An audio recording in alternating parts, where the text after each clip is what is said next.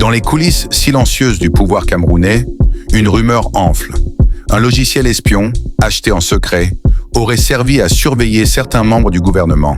Et selon plusieurs sources internes, ce dispositif aurait conduit à l'interpellation de ministres proches d'Issa Chiroma. Une affaire jamais reconnue, mais dont les traces persistent.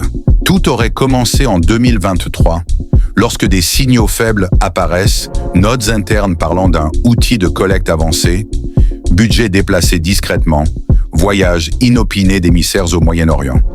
On évoque un programme nommé le Paon, capable d'infiltrer un téléphone sans clic, d'activer micro et caméra.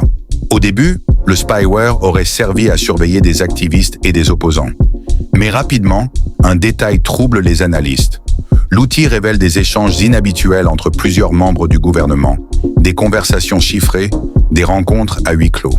Dans ces discussions, 3 noms reviennent, des ministres supposés loyaux. Et avant de poursuivre cette enquête, n'oubliez pas de vous abonner, de liker et d'activer la cloche de notification pour ne rien manquer des prochaines vidéos. Votre soutien renforce notre travail d'investigation et nous permet d'aller encore plus loin dans la recherche d'informations sensibles. Ces ministres auraient commencé à se rapprocher discrètement d'Issa Chiroma, discutant d'un possible après-Biya. À Etoudi, les rapports provoquent un choc. Le pouvoir comprend que la menace ne vient pas de l'opposition, mais de l'intérieur. Le cercle présidentiel ordonne alors une surveillance renforcée, quotidienne, invasive. Une nuit, tout bascule. Le spyware enregistre une conversation cruciale. 2 ministres évoquent leur lassitude du système et le rôle futur que pourrait jouer Chiroma. Pour le pouvoir, c'est une ligne rouge franchie. Les forces spéciales du renseignement reçoivent des ordres secrets. Les ministres ignorent que leur sort est déjà décidé. Les opérations commencent à l'aube. Pas de sirène, pas de caméra, des agents en civil, des véhicules banalisés, des convocations soudaines. Les ministres sont interpellés pour vérification. Leurs téléphones sont saisis, leurs bureaux scellés. Leurs proches collaborateurs disparaissent également, mutés ou mis en congé. Dans les ministères, la peur s'installe. Les couloirs deviennent silencieux. Chacun mesure l'ampleur de l'affaire. Si des ministres peuvent être surveillés et arrêtés, personne n'est à l'abri. Le message est clair, la loyauté est contrôlée, vérifiée, observée.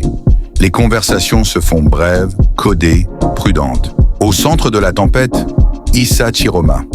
Il n'est pas arrêté, pas interrogé, mais son nom revient dans chaque rapport. Pour certains, il représente une alternative. Pour d'autres, une menace. Le pouvoir choisit l'ombre. Surveillé sans accuser, isolé sans confronter. Ses alliés supposés disparaissent un à un de la scène politique. Aucun média n'en parle. Aucun communiqué officiel.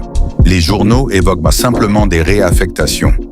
Les familles des ministres sont réduites au silence. Les avocats n'ont aucune réponse.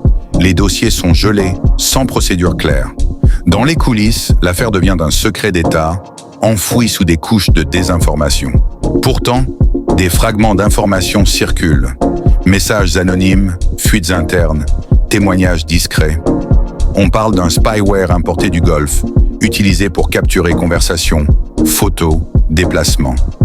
Les élites savent. Le public, lui, ignore tout. Et la rumeur s'installe. La purge aurait été orchestrée à partir de données numériques volées. Aujourd'hui encore, rien n'a été confirmé. Aucun procès, aucun nom, aucune explication. Mais les effets sont visibles. Bureaux fermés, remplacements précipités, climat de suspicion. Dans les ministères, chacun parle avec prudence, car personne ne sait jusqu'où l'outil de surveillance peut écouter, ni qui sera le prochain sur la liste. Cette affaire, si les rumeurs s'avèrent vraies, révèle une vérité plus profonde. La politique a changé d'air. Les alliances ne se construisent plus seulement dans l'ombre des salons, mais dans les data centers, les interceptions, les écoutes silencieuses. Quand un régime commence à espionner ses propres ministres, c'est toute une nation qui retient son souffle.